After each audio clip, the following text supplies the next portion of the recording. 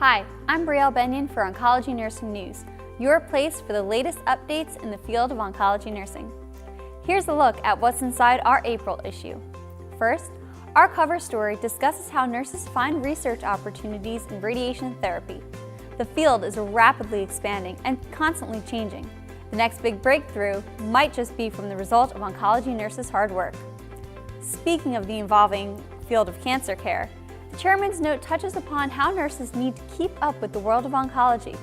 To do that, many people may attend conferences that not only provide education, but networking opportunities too. In this month's Nurses Note, our editor-in-chief, Debi Boyle, explains how to plan ahead to get the most out of conferences.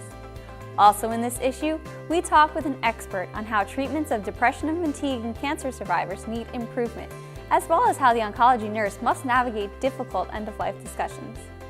To read all of this and more, visit oncnursingnews.com/publications.